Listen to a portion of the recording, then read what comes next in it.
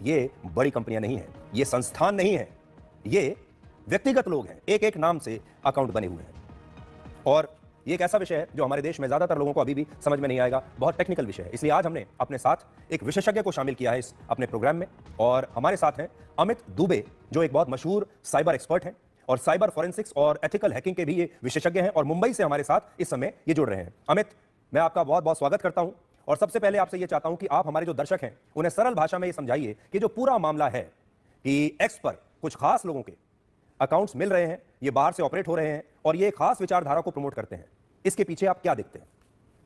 देखिए, पहले ये चीज समझना जरूरी है कि एक्स का इम्पैक्ट किसी भी देश के लिए कितना ज्यादा है। यदि आप भारत की बात करें तो भारत में 2 सवा 2 करोड़ के करीब यूजर्स हैं एक्स के। 140 करोड़ से ज्यादा की पॉपुलेशन में 2 करोड़ लोग किसी भी मेन स्ट्रीम मीडिया का नैरेटिव सेट कर सकते हैं। ये पावर है एक्स की। अब किसी भी मुद्दे पे, छोटे से मुद्दे पर लोग ऐसे चीजें ट्रेंड कराने लगते हैं, और उसके बाद देखा जाता है कि इसमें 30% लोग तो फर्जी है, और बाकी जो 50% लोग हैं वो देश के ही नहीं है, वो देश के बाहर से हैं। तो फिर वो चीज इतनी इंपोर्टेंट क्यों बन जाती है कि मेन स्ट्रीम मीडिया में उसके बारे में डिस्कशन होने लगे। ये एक एजेंडा के तहत किया जाता है कि इसकी इंपोर्टेंस बढ़ा दी जाए और इतनी बड़ी कर दी जाए कि बाकी सारे काम के मुद्दे पीछे रह जाए। ये बात हमेशा से होती रही, आपने पहले भी देखा होगा। मैं हमेशा सरकार को एक तरह की रिपोर्ट देता रहा हूँ, जिसमें हम लोग जांच करके पता करते रहे कि कितने परसेंट जो ट्वीट हो रहे हैं बाहर से हो रहे हैं, कनाडा, दुबई, पाकिस्तान, म्यांमार से भी ट्वीट होते हैं। अब चूंकि ये फीचर आ ही गया है, इससे पहले फीचर नहीं था, तो बड़ा मशक्कत करनी पड़ती थी, निकालना पड़ता था डेटा, और तब जाके पता पड़ता था कि लोग तो छुप के बाहर के देशों से ट्वीट कर रहे हैं और इनको तो पकड़ा भी नहीं जा सकता। अब ये बात खुल के सामने आ रही है। आपने देखा होगा इसमें 2 फीचर है। एक ये बताता है कि यूजर इस समय किस आईपी से कनेक्टेड है, उसका लोकेशन क्या हो सकता है, जैसे वेस्ट एशिया है, इंडिया है, पाकिस्तान है, जो भी देश है। दूसरा फीचर है कि यूजर ने जब ट्विटर यूज करना शुरू किया तो उसने ऐप कहां से इंस्टॉल की, जर्मनी से इंस्टॉल की, उसका आईफोन था या एंड्रॉइड। ये भी बड़ा इंटरेस्टिंग। अब आप देखना, बहुत सारे लोगों का जो ओरिजिनल लोकेशन है वो जर्मनी आ रहा है, और उसके बाद यदि वो भारतीय लोकेशन पर देख रहे हैं तो ये भी बहुत कुछ कहानी कहता है। ये भी हो सकता है कि वहां से ही ऑपरेट किया जा रहा हो, लेकिन अब इंडियन वीपीएन यूज किया जा रहा हो, क्योंकि उसको यहाँ का दिखाना है।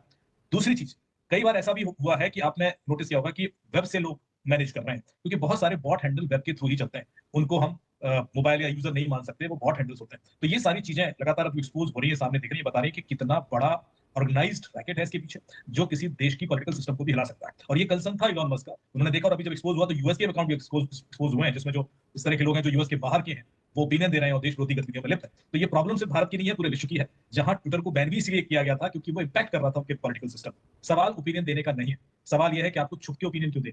इसका मतलब है आप झूठ बोलना चाह रहे हैं, इसका मतलब है आप कुछ ऐसा कर रहे हैं जिसके लिए आपके पास कोई एविडेंस ही नहीं है, लेकिन आप एक नैरेटिव सेट करना चाहते हैं। ऐसे लोग या ऐसे बॉट्स किसी भी देश के लोकतंत्र के लिए खतरा है, क्योंकि हम ओपिनियन पे चलते हैं, हम नंबर्स पे चलते हैं। यदि 50,000 लोग एक ओपिनियन दे रहे हैं तो उसको सुना जाता है, उसके बारे में बात की जाती है। पर हमें यदि पता पड़े कि 50,000 में 49,000 लोग पाकिस्तान के हैं या दुबई के हैं, तो फिर हमारे देश का लोकतंत्र खतरे में आ जाता जी है। अमित, ये चीज मेरे ख्याल से मेरा अगला बहुत सवाल जरूरी आपसे ये है कि आज अगर आप देखें एक्स पर अगर कोई खास मुद्दा ट्रेंड करता है, तो आप देखते हैं एक्स पर आता है कि टॉप ट्रेंडिंग में क्या क्या है। और एक्स इतना छोटा प्लेटफॉर्म है हमारे देश में कि अगर 5-10 हजार लोग भी किसी मुद्दे पर एक खास हैशटैग के साथ अगर लिख दें तो वो चीज ट्रेंड हो जाती है। जैसे ही ट्रेंड होती है तो हमें ऐसा लगता है कि पूरा देश इसी के बारे में बात कर रहा है, और ये चीज जो है ये वायरल हो गई है, और ये हमारे देश के लोगों की राय हमें देखने को मिल रही है। तो आप क्या ये कहने की कोशिश कर रहे हैं कि बहुत बार जो हम देखते हैं कि कोई चीज ट्रेंड कर रही है, कोई विषय ट्रेंड कर रहा है, वो कई बार बाहर से ट्रेंड हो रहा होता है? बिल्कुल, बिल्कुल, बाहर से ट्रेंड ही होता है, और कई बार तो कुछ मार्केटिंग कंपनीज पैसे लेकर ट्रेंड कराती हैं। उनके पास 10,000 20,000 हैंडल्स होते हैं। आपने एक और चीज नोटिस की होगी, इसमें से बहुत सारे वेरीफाइड हैंडल्स हैं। वेरीफाइड हैंडल्स की जरूरत किसी चीज को ट्रेंड कराने में लगती है। यदि 100 या 150 वेरीफाइड हैंडल किसी चीज के बारे में बात करने लगे और उसके बाद 7-8 हजार अनवेरीफाइड भी है, तो वो चीज ट्रेंड कर जाती है। इसको एक पैटर्न के तहत करना होता है, ये एल्गोरिथम लोगों ने क्रैक कर रखी है। बहुत सारी मार्केटिंग कंपनीज हैं जो सर्विस देती हैं कि आप 60,000 रुपए दे दीजिए, आप 1 घंटे कोई चीज ट्रेंड करा दें, या 1 लाख रुपए दे दीजिए तो 2 घंटे भी करा देंगे। आप सोचिए, किसी देश की मेन स्ट्रीम मीडिया क्या इस बारे में आज बात करेगी